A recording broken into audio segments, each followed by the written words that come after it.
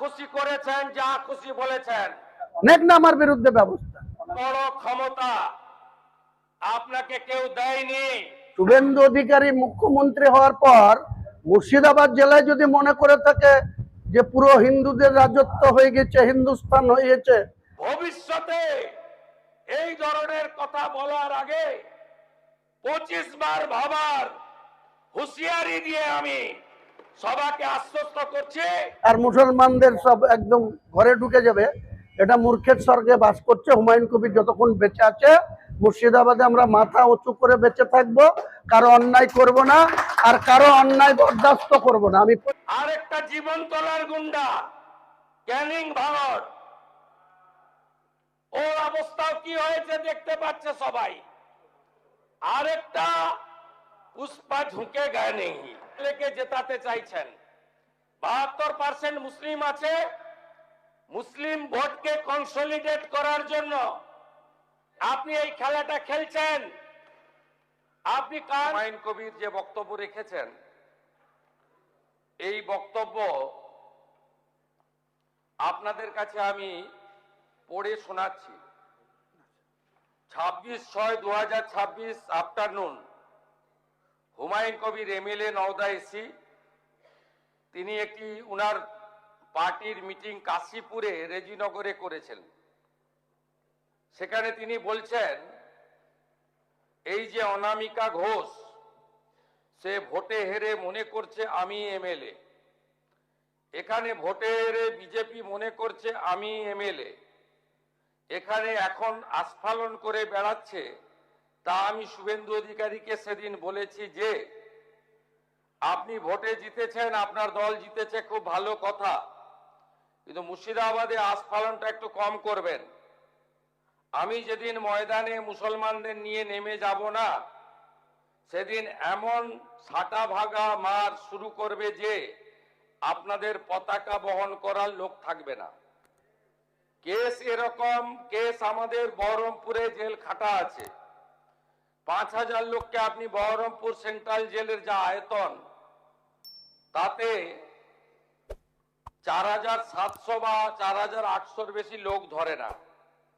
লাখে লাখে লোককে রাস্তায় নিয়ে নামাবো আর সাটা ভাঙা মার দেব আর জেলে যাব। কদিন জেলে আটকে রাখতে পারবেন, কত খাওয়াতে পারবেন দেখব।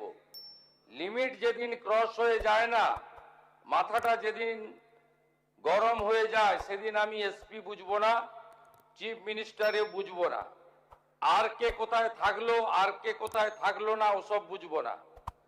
আমি নিজেই নেতৃত্ব দিয়ে দাঁড়াবো। এটা একটা ইনসিডেন্ট 1। ইনসিডেন্ট 2, শক্তিপুরে দুয়ারা ঘাটে 8 তারিখে, সেখানে উনি বলছেন ভোটের আগের দিন আমার নিজের ভাইপোকে অ্যারেস্ট করেছে এই ওসি। এই আমি তো ভাষা বলতে পারবো না। এই বাচ্চাকে আগে দেখব, তারপরে ভাষাটা আমি অমিট করছি। এই বাচ্চাকে এমন শিক্ষা দেব, এর বাবা 14 গোষ্ঠীর নাম ভুলিয়ে দেব। এ লালগোলাতে 500 মুসলমানের লাইফ শেষ করে দিয়ে এসেছে। সত্যভাবে বলবো, এই ওসিকে এখান থেকে সরানো শুধু না, একেবারে অকেজো পোস্টিং দিতে হবে। যদি না দেয় 10,000 লোক নিয়ে থানা ঘিরে একে কলার ধরে থানা থেকে বার করব, পারলে আমাকে রুখে নেবেন। এই দুটো ইনসিডেন্টের পরে আমার মনে হয়েছে যে এনাফি জানাব, সময় এসেছে এই ধরনের লোককে সবক শেখানোর।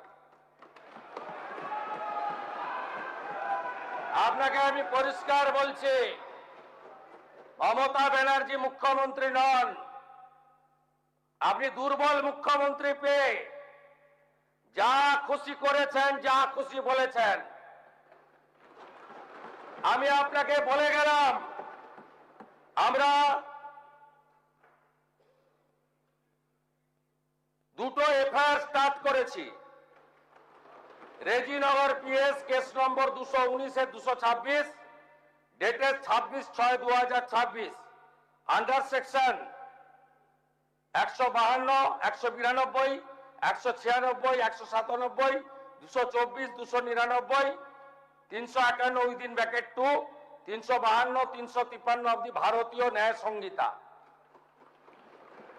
ইনসিডেন্ট নাম্বার 2 তেও আমরা শক্তিপুর পিএসএ 176/226 আরেকটা কেস ইস্যু করেছি।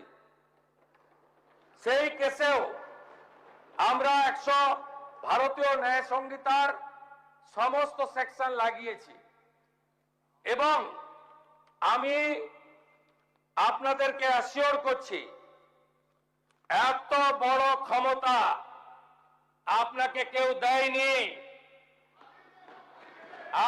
আপনি মুখে যেগুলো বলেছেন, আপনাকে আমি বলে গেলাম, আপনি কেন করছেন আমি জানি, আপনি কেন করছেন রাজনৈতিক কারণটা আমি জানি। আপনার এজেন্ডা 2 ছিল। 1 এজেন্ডা ভরতপুর, রেজিনগর, নওদায় সব নির্বাচিত পঞ্চায়েত যে দলেরই হোক ভেঙে আপনার পার্টিতে নিয়ে যাওয়া। আপনি সেটা করতে পারছেন না। আর দ্বিতীয় হচ্ছে আপনি 2টো সিটে জিতেছেন, নিয়ম মেনে একটাই রিজাইন করেছেন রেজিনগর। আগামী 2-3 মাসের মধ্যে উপনির্বাচন হবে, আপনি আপনার ছেলেকে জেতাতে চাইছেন। 72% মুসলিম আছে, মুসলিম ভোটকে কনসলিডেট করার জন্য আপনি এই খেলাটা খেলছেন।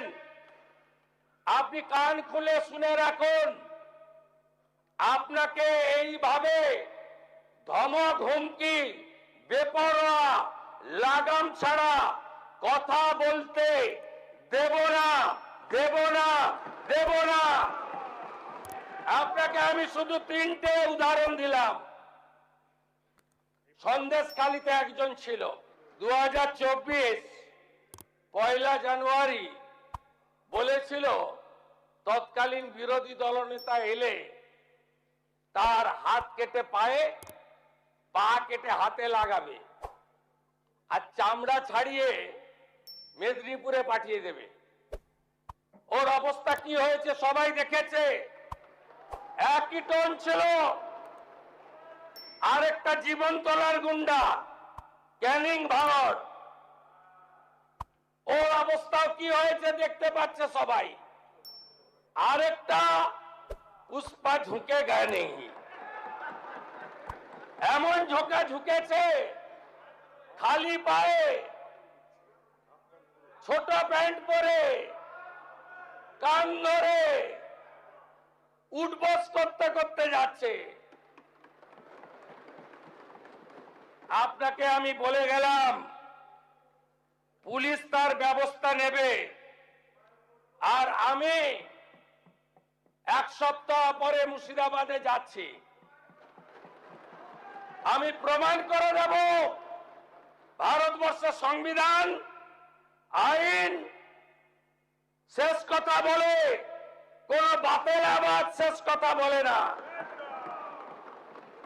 আপনাকে সংযত হওয়ার, সতর্ক হওয়ার, এই ধরনের কথা প্রত্যাহার করার এবং ভবিষ্যতে এই ধরনের কথা বলার আগে 25 বার ভাবার হুঁশিয়ারি দিয়ে আমি সবাইকে আশ্বস্ত করছি। আপনারা ভাবছেন কেস হয়েছে, অ্যাকশন কবে হবে? যারা ওকে ডেকেছিল এই সভাতে তাদেরকে আগে তুলব, তারপরে আপনার কাছে যাব। যা করার করব, আমি আশ্বস্ত করছি আপনাদের। আপনি ধরে রাখুন, এটা ওর শেষ বক্তব্য, ধরে রাখতে পারেন। এ সরকার আইনের শাসন প্রতিষ্ঠা করবে, গুন্ডাদের শাসন সমাপ্ত করবে। নিশ্চিন্ত থাকুন। সবাই ভালো থাকবেন। ধন্যবাদ।